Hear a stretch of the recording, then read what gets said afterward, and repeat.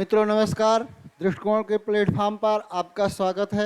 आइए मित्रों, हम स्वतंत्रता आंदोलन के द्वितीय चरण पर आज चर्चा करेंगे। कल हम लोग स्वदेशी और बहिष्कार आंदोलन पढ़े थे। स्वदेशी बहिष्कार आंदोलन, बंगाल विभाजन, और बंगाल विभाजन के बाद आपका द्वितीय चरण जो आपका शुरू होता है, तो बंगाल विभाजन से पृष्ठभूमि आपकी शुरू होती है। क्योंकि बंगाल विभाजन में अंग्रेजों ने प्रयास किया, फूट डालो और राज्य करो, यानी हिंदू और मुसलमानों को आपस में लड़ाने के लिए, स्वतंत्रता आंदोलन को कमज़ोर करने के लिए जो रणनीति अपनाई थी, और उसकी झलक हमें द्वितीय चरण में दिखाई देती है। तो आइए हम चलते हैं, देखते हैं कि द्वितीय चरण में कौन कौन सी ऐसी महत्वपूर्ण घटनाएं हैं। स्वतंत्रता आंदोलन का जो द्वितीय चरण है 1905 से 1919 के बीच आपका हुआ, और यहाँ पर 1905 के बाद घटना आपको कल बताया गया था कि जैसे 1905 में एक आपका अधिवेशन हुआ था, कांग्रेस का जो वार्षिक अधिवेशन हुआ था, कांग्रेस का वार्षिक अधिवेशन जो आपको बताया गया कि कांग्रेस का वार्षिक अधिवेशन कहाँ पर हुआ। वार्षिक अधिवेशन आपका हुआ वाराणसी में, बनारस में हुआ था, और इस अधिवेशन में स्वदेशी बहिष्कार आंदोलन को माना गया, कांग्रेस के मन से स्वीकार किया गया। और इसी प्रकार से आगे जब हम देखते हैं 1906 ईस्वी में कोलकाता अधिवेशन, दादा भाई नौरोजी। तो आइए हम यहाँ पर देखते हैं कि स्वतंत्रता आंदोलन के द्वितीय चरण में सबसे पहले जो हम देखते हैं वो आपका है मुस्लिम लीग की स्थापना। तो सबसे पहले हम चर्चा किस पर करते हैं मित्रों? मुस्लिम लीग की स्थापना।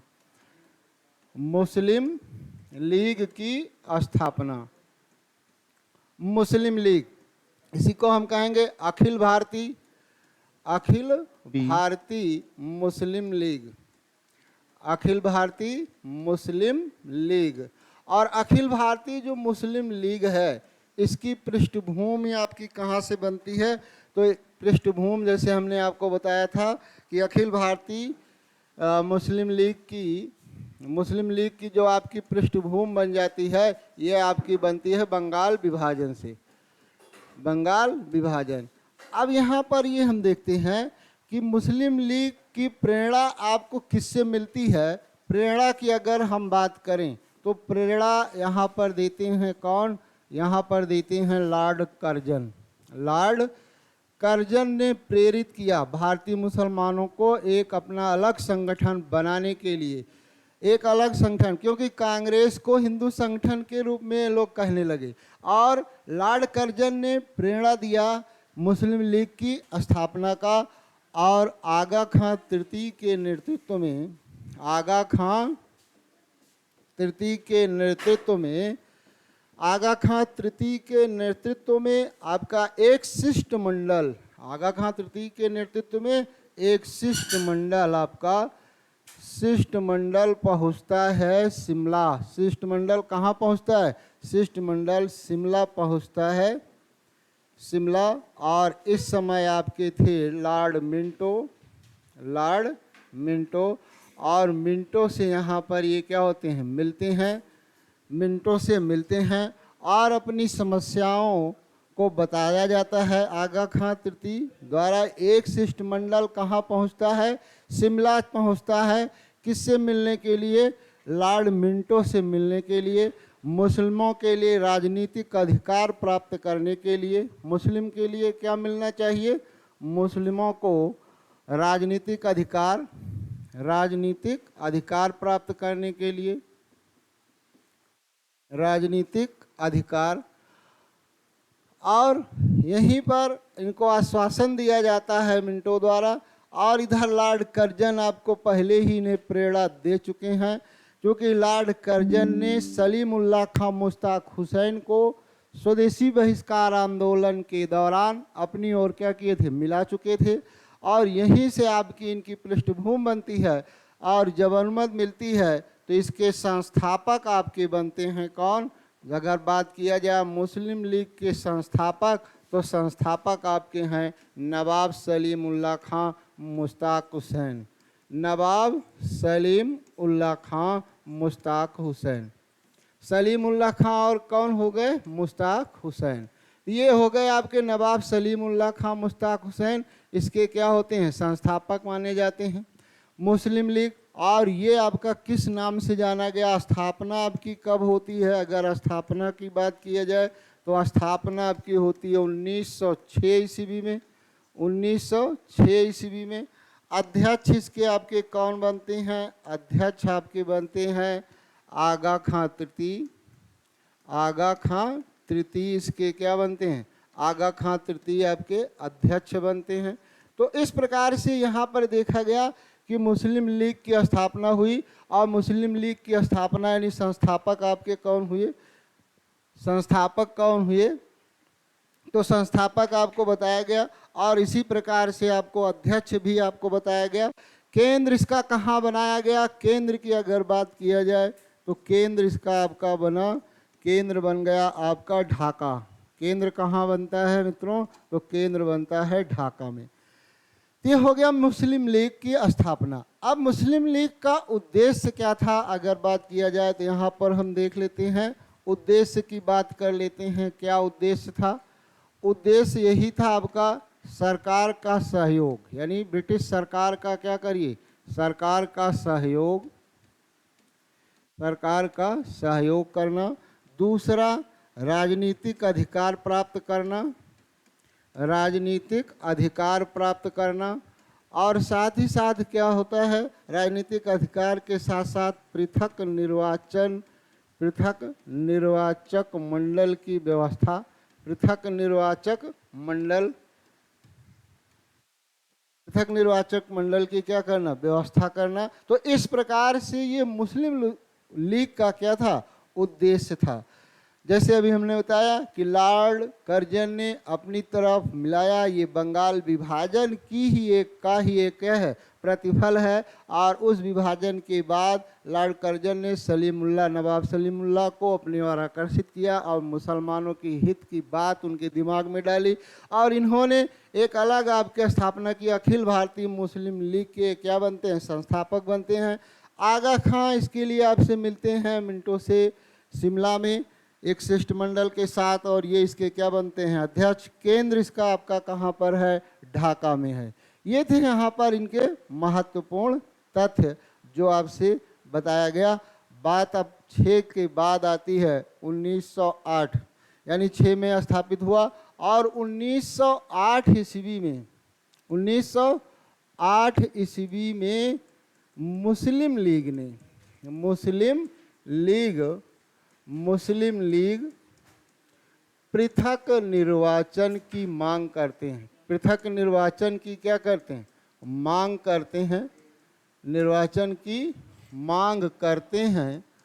और जिसकी पूर्ति कब होती है बात किया जाए तो इसकी पूर्ति होती है 1909 ईस्वी में हो जाती है। 1909 ईस्वी में क्या है? हो जाती है।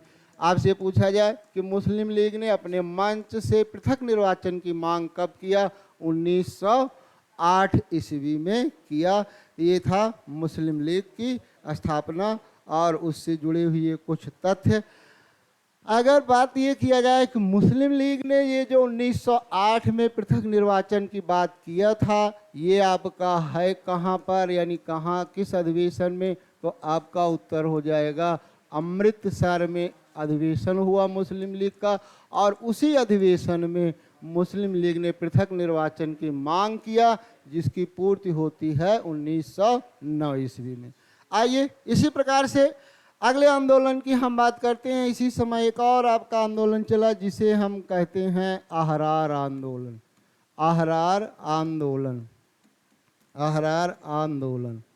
अहरार आंदोलन भी आपका कहाँ शुरू होता है? बात किया जाए तो ये भी 1906 ईस्वी का है। और 1906 ईस्वी में ये भी आपका कहाँ शुरू हुआ? बंगाल में। 1906 ईस्वी में अहरार आंदोलन आपका शुरू होता है बंगाल में। और इसके नेता थे मौलाना मोहम्मद अली। नेता आपके कौन हुए? मौलाना मोहम्मद अली। मोहम्मद अली थे। हकीम अजमल खां थे। हकीम अजमल खां। अगले कौन हो गए? हकीम अजमल खां। मौलाना मोहम्मद अली, हकीम अजमल खां इसके क्या थे? अहरार आंदोलन के प्रसिद्ध क्या थे? नेता थे। और इसका उद्देश्य क्या था? कि मुसलमानों को राष्ट्रीय आंदोलन में भाग लेना चाहिए। उद्देश्य क्या था?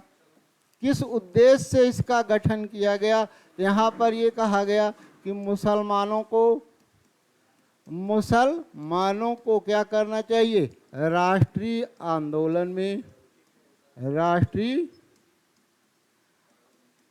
आंदोलन में बढ़ चढ़कर या आंदोलन में भाग लेना चाहिए, सहयोग देना चाहिए, भाग देना चाहिए और क्या करना चाहिए? सहयोग देना चाहिए। इसी प्रकार से ब्रिटिश सरकार से इन्हें दूर रहना चाहिए। ब्रिटिश सरकार से क्या रहना चाहिए? ब्रिटिश सरकार से दूर रहना चाहिए। ये इसका क्या था? उद्देश्य था। जैसे अभी मुस्लिम लीग आपने देखा कि ब्रिटिश सरकार के सहयोगी बने रहना, सेवा में, ब्रिटिश सरकार की सेवा में रहना, मुसलमानों के लिए पृथक निर्वाचन की मांग करना, ये मुस्लिम लीग का उद्देश्य था। लेकिन उसी समय 1906 ईस्वी में एक आंदोलन चला था जिसे हम अहरार आंदोलन कहते हैं, बंगाल में चला, जिसमें नेता मौलाना मोहम्मद अली, हकीम अजमल खां थे। इनका क्या उद्देश्य था? कि मुसलमानों को राष्ट्रीय आंदोलन में भाग लेना चाहिए, सहयोग देना चाहिए और ब्रिटिश सरकार से दूर रहना चाहिए। ये इनका क्या था? उद्देश्य था। तो चलिए मित्रों, अहरार आंदोलन हम जान गए। आगे इसी काल में द्वितीय चरण में एक और घटना होती है जिसे हम कहते हैं सूरत अधिवेशन। कौन सा अधिवेशन है? सूरत अधिवेशन। तो चलिए भाई, बात अब करते हैं किसकी? सूरत अधिवेशन की। और ये किसका अधिवेशन? कांग्रेस का सूरत अधिवेशन। कांग्रेस का सूरत अधिवेशन। आइए मित्रों, अब यहाँ पर हम कांग्रेस की सूरत अधिवेशन की बात करेंगे। तो चलिए यहाँ पर देखते हैं।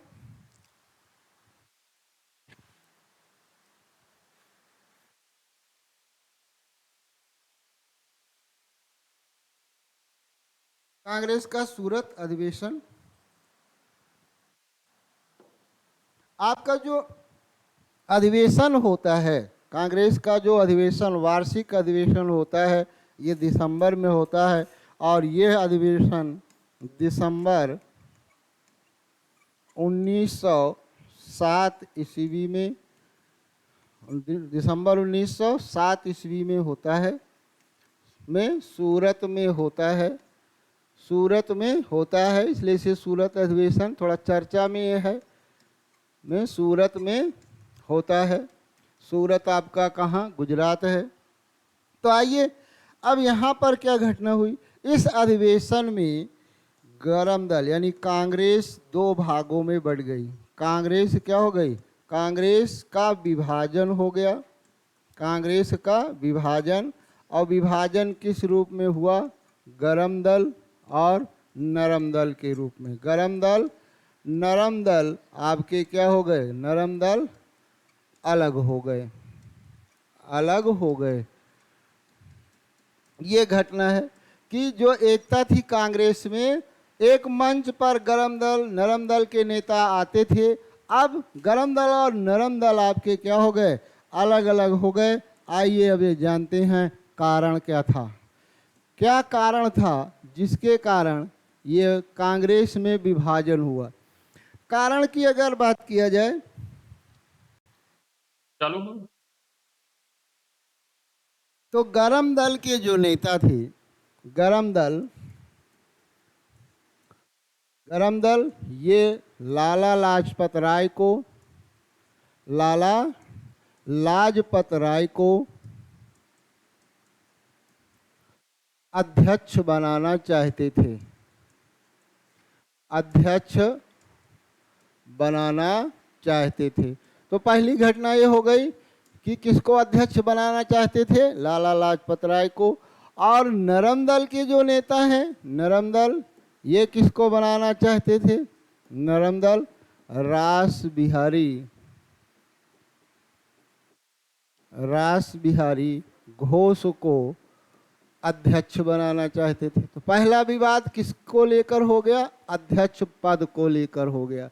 पहला विवाद किसके लिए, अध्यक्ष पद के लिए हो गया भाई। तो चलिए, अध्यक्ष पद के लिए हो गया। दूसरा हुआ कि गरम दल के जो नेता थे, मान लीजिए आपके बाल गंगाधर तिलक थे। और बाल गंगाधर तिलक ने ये बात स्वीकार कर ली कि ठीक है भाई, आप किसको बनाइए, रास बिहारी घोष को अध्यक्ष बनाइए, लेकिन कुछ हमारी बातें हैं, कुछ हमारी शर्तें हैं, उनको आपको मानना पड़ेगा। तो इन्होंने क्या शर्त रखी, तिलक यानी कह सकते हैं कि बाल गंगाधर तिलक मान गए का मतलब अध्यक्ष पद को लेकर ये सहमत हो गए। लेकिन इन्होंने क्या कहा, दो शर्त यहाँ पर इन्होंने रखा। इन्होंने शर्त क्या रखी कि स्वराज स्वदेशी बहिष्कार, स्वराज स्वदेशी और बहिष्कार की क्या किया जाए, कि व्याख्या किया जाए। क्या किया जाए, व्याख्या किया जाए। फिर से कांग्रेस के मन से क्या किया जाए, व्याख्या किया जाए। दूसरा इन्होंने क्या कहा, दूसरी बात इन्होंने कहा कि जो रास बिहारी घोष ने कुछ भाषण के दौरान बातें कही हैं, उनको काट दिया जाए। तो दो बातों पर बाल गंगाधर तिलक सहमत हुए कि रास बिहारी घोष ही अध्यक्ष होंगे। लेकिन कहते हैं जैसे ही तिलक मंच पर पहुंचते हैं, तिलक क्या होते हैं, मंच पर पहुंचते हैं, वैसे ही दोनों गुटों में संघर्ष शुरू हो जाता है। और यहीं पर गरम दल नरम दल आपके क्या होते हैं, कांग्रेस में दो भाग, गरम दल अलग और नरम दल आपका अलग हो गया। तो चलिए, ये बातें हैं, आपको ध्यान रखना है। कहते हैं जैसे ही तिलक मंच पर पहुंचते हैं, वैसे ही क्या होता है, वैसे ही आपका संघर्ष शुरू होता है और कांग्रेस दो भागों में क्या हो जाती है, बढ़ जाती है। तो आगे यहाँ पर हम ये देखते हैं कि एक आपका नेशनलिस्ट पार्टी होती है, एक क्या बनती है, नेशनलिस्ट पार्टी। और इसके आपके ये समर्थक किसके कौन हो गए, गरम दल के नेता। और दूसरा आपका हो गया भारतीय राष्ट्रीय कांग्रेस। और ये अब किसके हाथ में आ गई, भारतीय राष्ट्रीय कांग्रेस। और ये पूर्ण रूप से अब किसके, नरम दल के नेता के हाथ में आ गई, नरम दल के नेता। तो दो यहाँ पर ध्यान रखना, विभाजन किस रूप में हुआ, एक और पार्टी गठित हुई जिसे हम कहते हैं नेशनलिस्ट पार्टी, और दूसरा आपका तो था ही पहले से ही भारतीय राष्ट्रीय कांग्रेस। इस दो रूप में कांग्रेस का क्या हो गया, विभाजन हो गया। चलिए, यहाँ पर किसने प्रयास किया कि दोनों दल एक हो जाएं, एक बढ़िया प्रश्न यहाँ पर है। प्रयास बहुत करते हैं कौन, मोतीलाल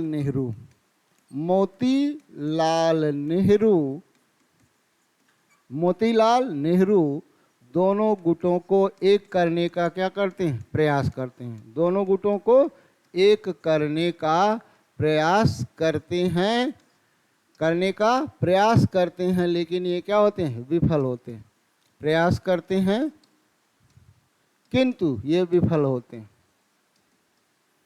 दूसरा है, इस पूरी घटना की जिम्मेदारी बाल गंगाधर तिलक अपने ऊपर लेते हैं। बाल गंगाधर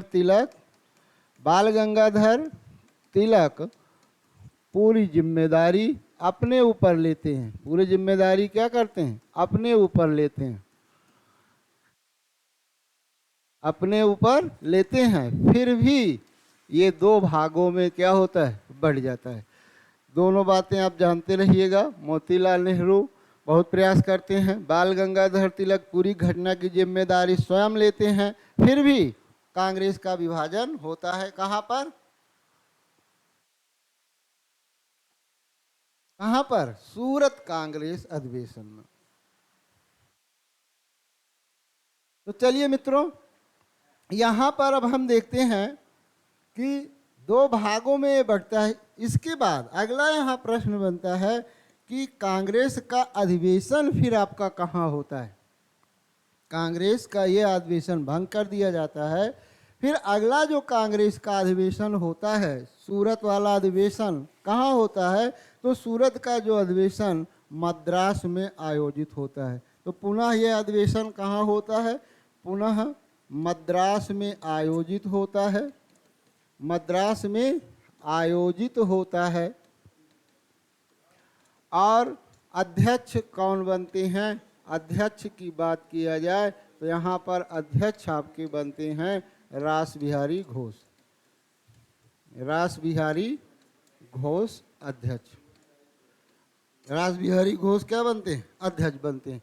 तो चलिए, यहाँ के ये महत्वपूर्ण आपका तथ्य था। किन बातों को लेकर ये अलग हुए, कौन कौन सी ऐसी बातें थीं, कौन ने करने का प्रयास किया। दोबारा कांग्रेस का अधिवेशन पुनः मद्रास में आयोजित होता है। पुनः अधिवेशन कहाँ आयोजित होता है? पुनः अधिवेशन मद्रास में क्या होता है? आयोजित होता है। तो आइए मित्रों, हम आगे बढ़ते हैं इसी प्रकार से। अगली जो घटना इस काल में होती है, एक है मार्ले मिंटो सुधार। क्या अब हम आगे देखेंगे भाई? मार्ले मिंटो सुधार। मार्ले मिंटो सुधार ये क्या है? यहाँ से आपका प्रश्न हमेशा एक आता है। तो मार्ले मिंटो सुधार जो आपका है ये 1909 ईस्वी का है। समय आपका कब है? 1909। भारत सचिव मार्ले थे। भारत सचिव उस समय क्या थे? भारत सचिव मार्ले थे। और मिंटो क्या थे? मिंटो आपके वायसराय थे। मिंटो आपके क्या थे? वायसराय। ये हो गया। और इन्हीं के समय में एक अधिवेशन पारित हुआ जिसे भारत शासन अधिनियम, भारत परिषद अधिनियम के नाम से जाना जाता है। भारतीय परिषद अधिनियम। और ये जो अधिनियम आपका है 1909 ईस्वी का है। और यहाँ से आपका कई प्रश्न, आपका हमेशा ये प्रश्न पूछा जाता है। इसी अधिनियम में 1909 ईस्वी में मुसलमानों के लिए पृथक निर्वाचक मंडल की व्यवस्था की गई। मुसलमानों के लिए पृथक निर्वाचक मंडल, पृथक निर्वाचक मंडल की व्यवस्था की गई। तो आइए, यहाँ पर एक महत्वपूर्ण घटना है। पृथक निर्वाचक मंडल की व्यवस्था किसमें की गई? 1909 मार्ले मिंटो सुधार। पृथक निर्वाचक मंडल की व्यवस्था की गई किसके लिए? मुसलमानों के लिए। यहाँ पर कहते हैं हम ऐसे विष के दांत बो रहे हैं, हम ऐसे विष के दांत बो रहे हैं जिसका परिणाम बहुत घातक होगा। ये किस सुधार आंदोलन के दौरान कहा गया? मार्ले मिंटो सुधार। तो ये आपका है कि हम ऐसे विष के दांत बो रहे हैं जिसका परिणाम बहुत घातक होगा। और यही आपकी यहीं से शुरुआत होती है और बंगाल विभाजन से शुरू होता है। फिर 1909 में आपका मार्ले मिंटो सुधार में इसकी पुष्टि होती है। 1916 में कांग्रेस द्वारा इसको स्वीकार कर लिया जाता है। फिर 1900 राजगोपालाचारी फार्मूले में स्वीकार करना और इसी का परिणाम 1947 में भारत का विभाजन होता है। तो ये सब बातें यहाँ पर आप जानते रहिएगा, जिसकी शुरुआत नींव रखी गई 5 में। आगे काम हुआ कहाँ? 1909 में। 1909 में मुसलमानों के लिए पृथक निर्वाचक मंडल की व्यवस्था, यानी हिंदू और मुस्लिम को बांटने का प्रयास किया गया, क्योंकि ये दो ही वर्ग आपके थे, दो ही आपके वर्ग थे। जो अगर एक रहते तो बहुत पहले ही ब्रिटिश सरकार को यहाँ से जाना पड़ता। तो इस प्रकार से ये घटनाएं हैं, इसे हम कहते हैं मार्ले मिंटो सुधार। सांप्रदायिकता को इसमें बढ़ावा दिया गया। इसमें क्या किया गया? सांप्रदायिकता को बढ़ावा दिया गया। सांप्रदायिकता को बढ़ावा दिया गया। चलिए भाई, यहाँ पर ये आपका होता है। अगली घटना आपकी है एक और आपका पुस्तक जिसे हम कहते हैं लखनऊ समझौता। कौन सा है? लखनऊ समझौता। आइए भाई, लखनऊ समझौता क्या है, कौन कौन से ऐसे तथ्य यहाँ पर हैं, ये कब हुआ था? लखनऊ समझौता। लखनऊ समझौता का मतलब ये आपका है, कांग्रेस का अधिवेशन होता है। कांग्रेस का अधिवेशन कहाँ पर होता है? कांग्रेस का अधिवेशन आपका होता है, अधिवेशन लखनऊ में होता है। लखनऊ में 1916 ईस्वी में हुआ। 1916 ईस्वी अधिवेशन वार्षिक जब भी होता है दिसंबर में, तो कांग्रेस का लखनऊ अधिवेशन, कांग्रेस का अधिवेशन कहाँ हुआ? लखनऊ में 1916 ईस्वी में ये अधिवेशन आपका होता है। अब आइए मित्रों यहाँ पर देखते हैं, और इसी समय मुस्लिम लीग का भी अधिवेशन कहाँ पर होता है? मुस्लिम लीग का अधिवेशन, मुस्लिम लीग का अधिवेशन आपका कहाँ होता है? लखनऊ में आयोजित होता है। अधिवेशन आपका लखनऊ में, यानी ये अवसर हो गया आपका, पहला अवसर बना जब कांग्रेस और मुस्लिम लीग एक मंच पर एक साथ आए, और इसीलिए इसे कांग्रेस लीग समझौता भी कहा जाता है। लखनऊ समझौते को और किस नाम से हम जानते हैं? कांग्रेस लीग समझौता। कांग्रेस लीग समझौता भी कहा जाता है, कांग्रेस लीग समझौता कहा जाता है। अब यहाँ पर अध्यक्ष आपसे पूछता है कि कांग्रेस का जो वार्षिक अधिवेशन हुआ लखनऊ में, इसके अध्यक्ष आपके कौन थे? तो अध्यक्ष थे आपके अंबिका चरण मजूमदार। अंबिका चरण मजूमदार इसके क्या थे? मजूमदार अध्यक्ष थे। अंबिका चरण मजूमदार इसके अध्यक्ष बनाए गए। कांग्रेस और मुस्लिम लीग एक मंच पर साथ हैं, इसलिए इसे कांग्रेस लीग समझौता कहा जाता है। ये हुआ कहाँ पर? लखनऊ में हुआ। कब हुआ? 1916 में हुआ। आगे बढ़ते हैं, अध्यक्ष अंबिका चरण मजूमदार होते हैं। यहाँ पर बाल गंगाधर तिलक, बाल गंगाधर तिलक, बाल गंगाधर तिलक और एनी बेसेंट, एनी बेसेंट, बाल गंगाधर तिलक और एनी बेसेंट के प्रयास से, एनी बेसेंट के प्रयास से गरम दल नरम दल एक हो गए। गरम और नरम दल भी आपके क्या हो जाते हैं? नरम दल एक हो गए, एक हो गए। किस अधिवेशन में? ये आपका पूछा जाता है, कांग्रेस का ये लखनऊ अधिवेशन है, जहां पर अभी जो सूरत में कांग्रेस का विभाजन हुआ गरम दल नरम दल के रूप में, वो दोनों आपके एक होते हैं। कहां पर? लखनऊ में। प्रयास किसका है? बाल गंगाधर तिलक और एनी बेसेंट का है। आइए हम इसी प्रकार से यहाँ पर तथ्य आपके हैं जो सब एग्जाम में क्या होते हैं? पूछे जाते हैं। तो यहाँ पर अभी हम देख रहे हैं लखनऊ समझौता, सभी तथ्य यहाँ पर आपके महत्वपूर्ण हैं।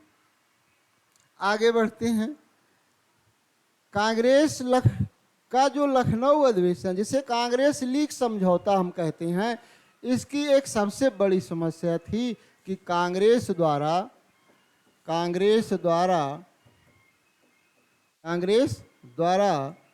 मुसलमानों के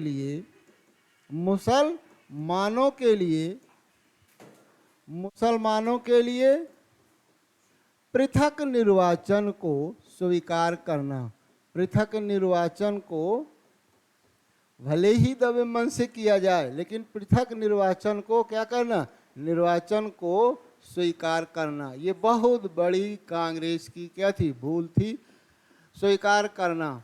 तो पृथक निर्वाचन को स्वीकार करना, इसी की परिणत आपकी बाद में देखते ही हैं कि भारत का विभाजन होता है भारत पाकिस्तान के रूप में। तो कांग्रेस द्वारा पहली बार पृथक निर्वाचन को स्वीकार किया गया। कब? 1916 ईस्वी। किस अधिवेशन में? कांग्रेस के लखनऊ अधिवेशन में इन्हें क्या कर लेना? स्वीकार कर लेना। एक बहुत बड़ी कांग्रेस की क्या थी? भूल थी। ठीक है, यहाँ पर कौन कौन सी बातें हुई? दोनों एक मंच पर आए, गरम दल नरम दल क्या हुए? एक हुए। ये समझौता आपका कहाँ हुआ? लखनऊ में हुआ।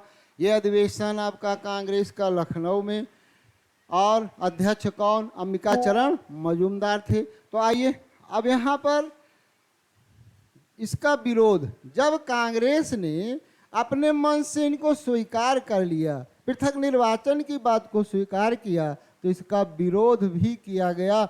और ये प्रश्न आपका पूछ सकता है कभी भी, तो विरोध किया गया मदन मोहन मालवीय द्वारा।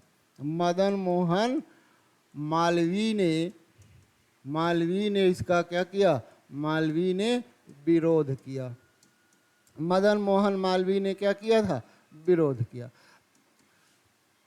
तो आइए भले ही अब यहाँ पर हम देखते हैं, लेकिन इससे जुड़ा हुआ एक प्रश्न और है आपका कि ये तो यहाँ 16 में एक होते हैं, लेकिन फिर ये सब अलग होते हैं, और अलग होते हैं कहाँ पर, बेलगांव। बेलगांव कांग्रेस अधिवेशन, बेलगांव कांग्रेस अधिवेशन। और बेलगांव कांग्रेस अधिवेशन आपका ये हुआ 1924 ईस्वी, 1924 ईस्वी। अध्यक्ष इसके कौन थे, अध्यक्ष थे महात्मा गांधी। अध्यक्ष आपके कौन थे, महात्मा गांधी। और इसी अधिवेशन की विशेषता है कि कांग्रेस और लीग दोनों, मुस्लिम लीग क्या हो जाती है, मुस्लिम लीग अलग हो जाती है। मुस्लिम लीग अब क्या हो जाती है भाई, मुस्लिम लीग अलग हो जाती है, अलग हो जाती है। और सांप्रदायिकता को फिर क्या मिलता है, बढ़ावा मिलता है। तो ध्यान रखिएगा, एक होते हैं कहाँ पर, लखनऊ में, और अलग कहाँ पर होते हैं, बेलगांव में। आइए मित्रों, इसी प्रकार से आपका जो अगला चरण है, अगला चरण कौन सा आपका होगा, अगले चरण की हम बात करते हैं होम रूल लीग आंदोलन की। अगला आपका कौन सा होगा, होम रूल लीग आंदोलन। होम रूल लीग आंदोलन, होम रूल लीग आंदोलन की हम बात करते हैं। तो होम रूल लीग जो आपका है, आयरलैंड के आयरिश नेता हैं रेडमांड। रेडमांड कौन आपके हैं भाई, रेडमांड एक नाम है, रेडमांड।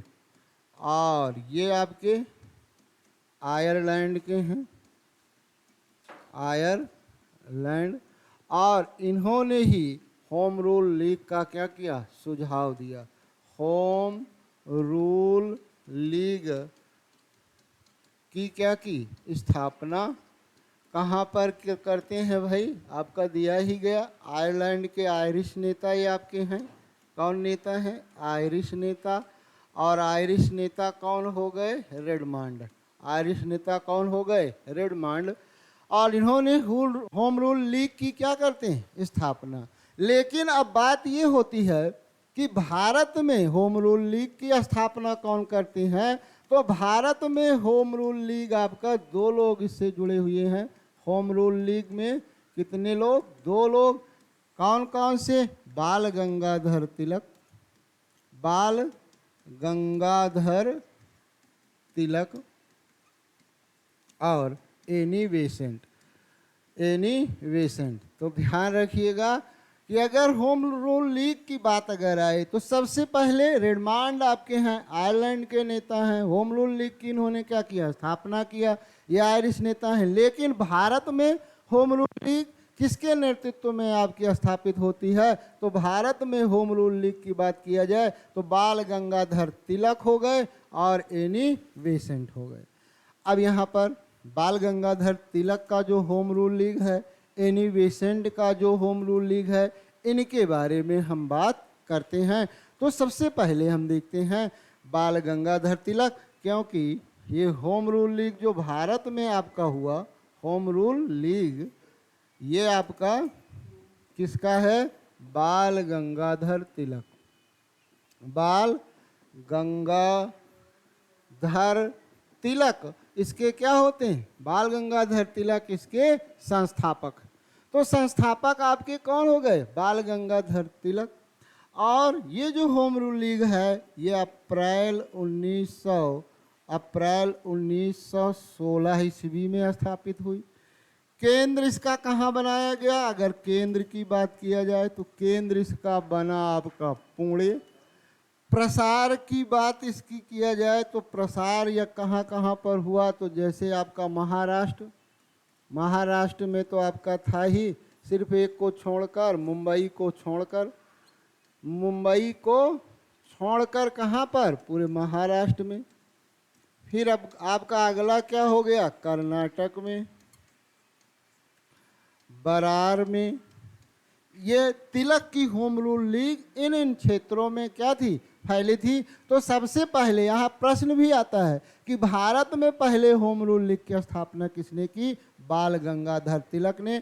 कब किया? अप्रैल 1916 ईस्वी में। केंद्र इसका कहाँ स्थापित किए? पुणे में। प्रसार इसका कहाँ कहाँ हुआ? यानी तिलक की होम रूल लीग का प्रसार किन किन क्षेत्रों में था? तो ये आपको बताया गया। तिलक की होम रूल लीग आपकी इन इन क्षेत्रों में क्या थी? फैली थी। अब आगे हम यहाँ पर देखते हैं कि इसके अध्यक्ष कौन बनाए गए? Joseph Baptista. यहाँ पर अध्यक्ष की बात यहाँ करते हैं। अध्यक्ष कौन थे?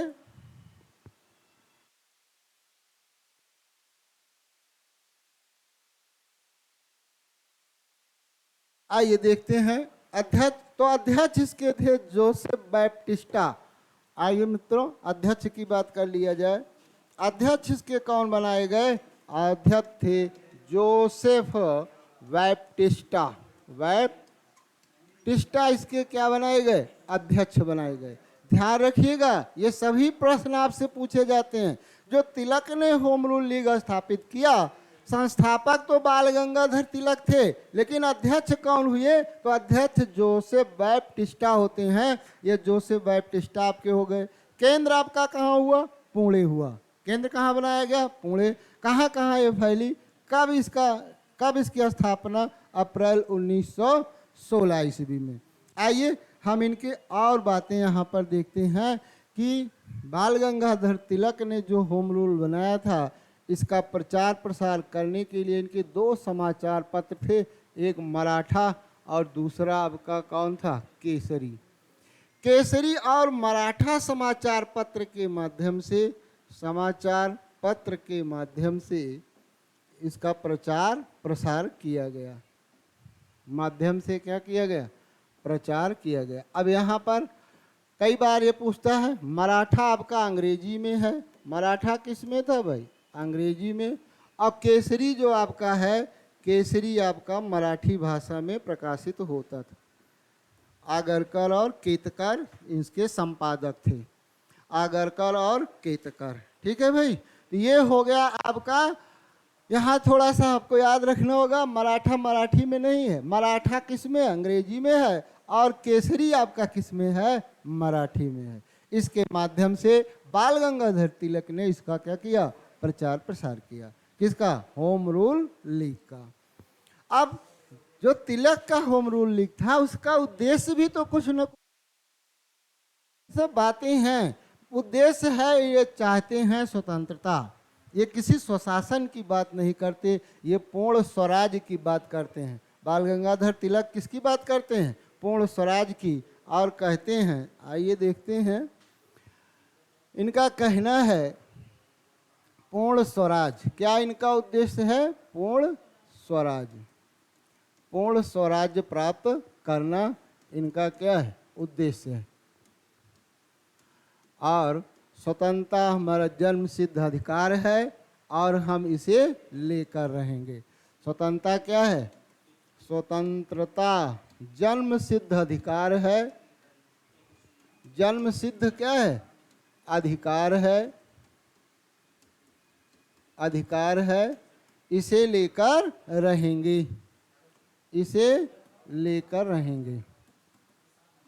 चलिए मित्रों, लेकर रहेंगे। ये हो गया आपका बाल गंगाधर तिलक। एनी बेसेंट ने भी होम रूल लीग की स्थापना की। Home rule league, home rule league.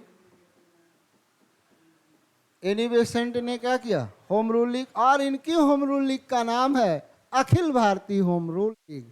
इसे हम किस नाम से जानेंगे? Akhil Bharatiya home rule league. Akhil Bharatiya home rule league. ये हो गया इनका Akhil Bharatiya home rule league. और Akhil Bharatiya home rule league की जो स्थापना है, स्थापना आपकी कौन करते हैं? तो स्थापना की बात किया जाए संस्थापक, तो ये आपका है सितंबर 1916। सितंबर 1916, सितंबर 1916 ईस्वी। और सितंबर 1916 ईस्वी एनी बेसेंट। सितंबर 1916 ईस्वी में कौन करते हैं भाई? Annie Besant. स्थापना सितंबर 1916 में किसने किया? एनी बेसेंट ने किया। स्थान आपका जो केंद्र, ज़्यादा शाखाएं इसकी कहाँ पर हैं अगर कहा जाए तो शाखाएं आपकी इसकी कहाँ पर हैं? मद्रास। कहाँ पर? मद्रास, यानी दक्षिण भारत में। तो ये हो गया आपका। और इसके आपके अध्यक्ष आपके कौन बनते हैं? अध्यक्ष, तो अध्यक्ष की बात किया जाए तो अध्यक्ष आपके बनते हैं अरुणडेल। अध्यक्ष आपके कौन बनते हैं? अरुणडेल। इन्होंने, इनका भी समाचार पत्र है आपका, समाचार पत्र। समाचार पत्र इनके कौन कौन भाई? न्यू इंडिया और कॉमनवेल्थ। न्यू इंडिया और कॉमनवेल्थ। इनके माध्यम से ये अपने होम रूल लीग का क्या करते हैं? प्रचार प्रसार। इनका उद्देश्य क्या है? स्वशासन प्राप्त करना, पूर्ण स्वतंत्रता नहीं। पूर्ण स्वतंत्रता नहीं, पूर्ण स्वतंत्रता नहीं, स्वतंत्रता नहीं, बल्कि क्या करना? स्वशासन प्राप्त करना, स्वशासन प्राप्त करना। डोमेनियन स्टेट कह सकते हैं, अधिराज्य के रूप में। तो इस प्रकार से ये हो गया किसका? आपका। यहाँ से आपके कई प्रश्न पूछते हैं कि कौन होम रूल लीग पहले स्थापित हुई? तिलक की, जैसे आप अप्रैल देख रहे हैं 16 और सितंबर, अप्रैल मई जून जुलाई अगस्त सितंबर में एनी बेसेंट आपकी करती हैं। इनकी शाखाएं ज़्यादा कहाँ पर है? Annie Besant Madras. केंद्र भी आपका कहाँ बनाया गया? मद्रास। किन समाचार पत्रों के माध्यम से? न्यू इंडिया और कॉमनवेल्थ समाचार पत्र के माध्यम से प्रचार प्रसार किया। पूर्ण स्वतंत्रता नहीं, स्वशासन प्राप्त करना इनका क्या है? उद्देश्य है, इनका उद्देश्य है।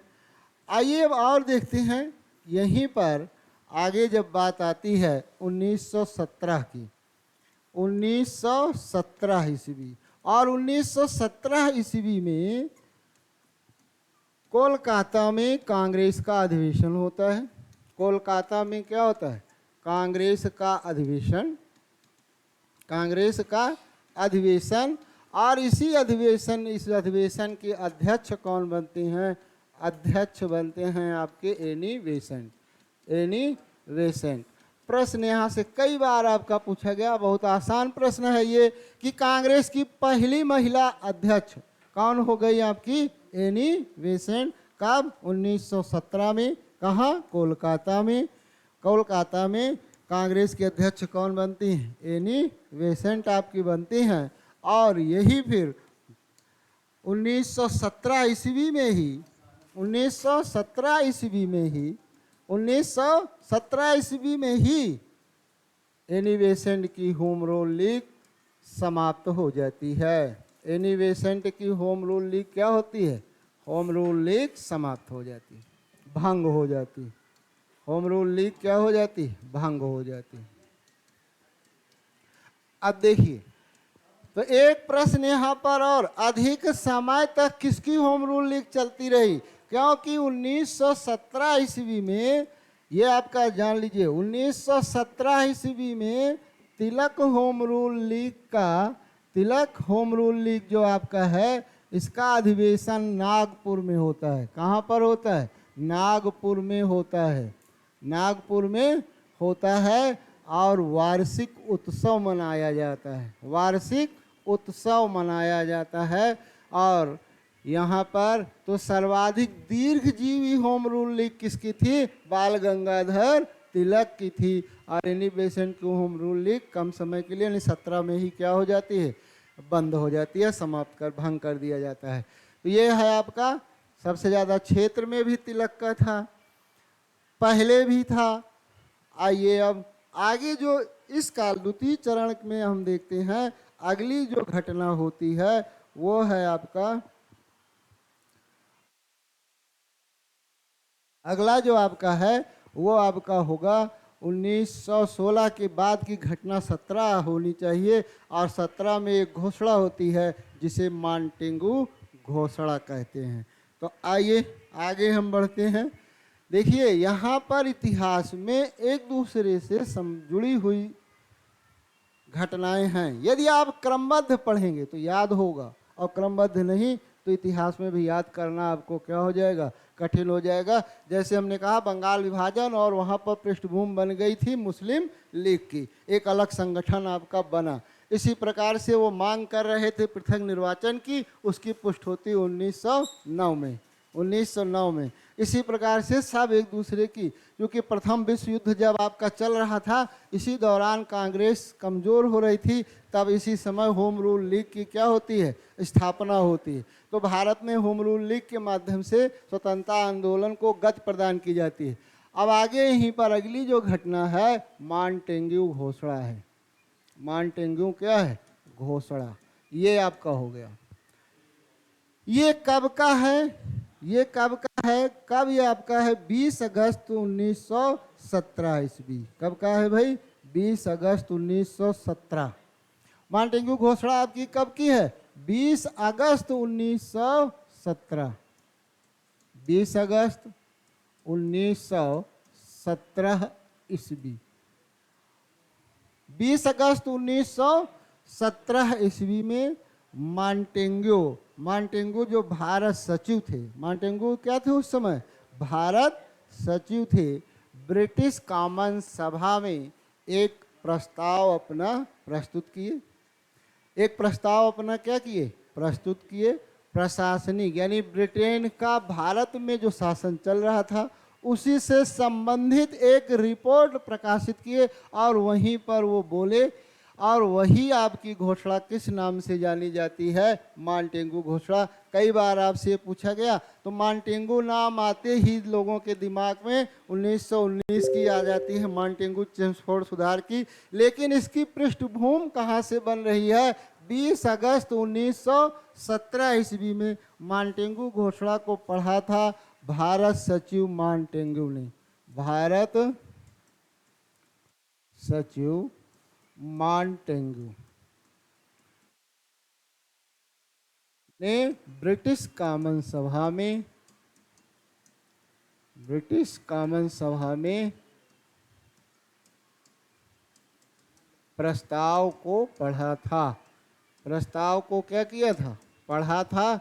और यही आपकी घटना क्या कहलाती है, मॉन्टेग्यू घोषणा कहलाती है। आगे हम देखते हैं, जब बात आती है मॉन्टेग्यू घोषणा में, यह रिपोर्ट आपकी प्रकाशित होती है, और रिपोर्ट आपकी प्रकाशित होती है 8 जुलाई 1918 को। 8 जुलाई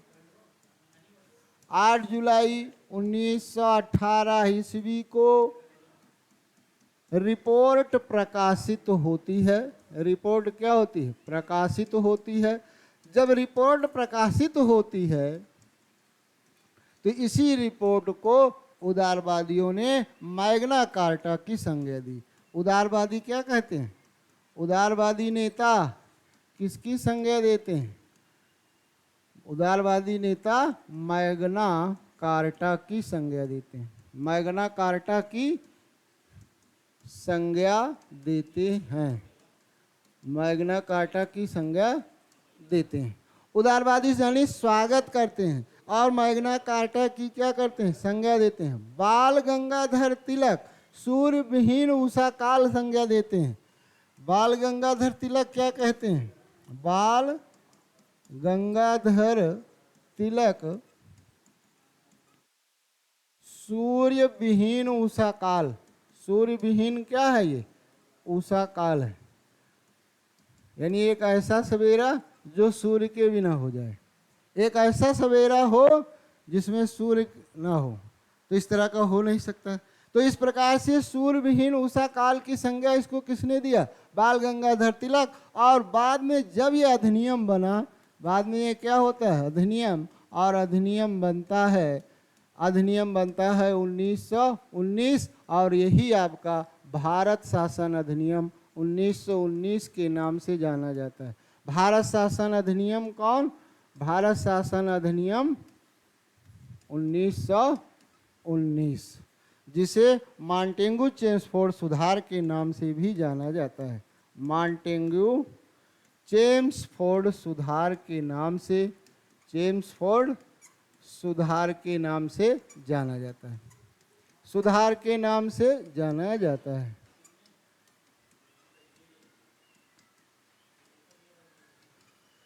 चलिए मित्रों, ये आपका हो गया मॉन्टेगू चेम्सफोर्ड सुधार। और मॉन्टेगू चेम्सफोर्ड सुधार है भारत शासन अधिनियम। द्वैध शासन इसमें आपका होता है। रेलवे को आम बजट से क्या किया जाता है? अलग किया जाता है। यहाँ पर व्यवस्था किसकी की गई? द्वैध शासन की। रेलवे को आम बजट से यहाँ पर क्या करते हैं? रेलवे को आम बजट से अलग करते हैं। आम बजट से क्या किया जाता है? इसी अधिनियम का अलग किया जाता है। लोक सेवा आयोग, इसी अधिनियम के तहत भारत में लोक सेवा आयोग की आपकी क्या होती है? स्थापना होती है।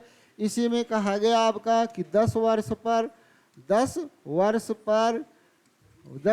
पर जांच आयोग आपका गठित किया जाएगा, जांच आयोग। और इसी का परिणाम आपका होता है साइमन आयोग आपका गठित होता है। तो ये सभी बातें किसमें की गई थी? मॉन्टेगू चेम्सफोर्ड सुधार की। ये सब महत्वपूर्ण बातें हैं। इसका पाठ हम संविधान के अंतर्गत भी पढ़ते हैं और यहाँ पर इतिहास के अंतर्गत भी इतनी बातों को हम जानते हैं। तो ये हो गया मॉन्टेगू चेम्सफोर्ड सुधार 1919 ईस्वी। और आगे हम इसी प्रकार से चलेंगे। अब 1919 से हमने देखा कि 1919 से 1947 को हम 1919 से 1947 को स्वतंत्रता आंदोलन का तृतीय चरण, जिस समय महात्मा गांधी का प्रवेश हो चुका है। 1915 ईस्वी जनवरी 15 में महात्मा गांधी भारत में प्रवेश करते हैं और धीरे धीरे राजनीति में क्या करते हैं? भाग लेते हैं। अब इसलिए तृतीय चरण को गांधी युग के नाम से जाना जाता है। आगे हम तृतीय चरण की कुछ महत्वपूर्ण घटनाओं को आगे हम पढ़ेंगे। और फिर तृतीय चरण में कई महत्वपूर्ण आंदोलन हैं, जैसे आपका असहयोग आंदोलन, सविनय अवज्ञा आंदोलन, भारत छोड़ो आंदोलन, ऐसी अनेक घटनाएं हैं। हम उग्रवादी या हम कह लें राष्ट्रवादी या हम क्रांतिकारी घटनाएं को अलग से 3 चरणों में एक दिन हम पढ़ेंगे। तो यहाँ से आपको यह बताया जा रहा है कि हम कैसे कैसे किन किन पार्टों की ओर आगे बढ़ेंगे। फिर इसी समय पर कल उपस्थित होंगे। नमस्कार।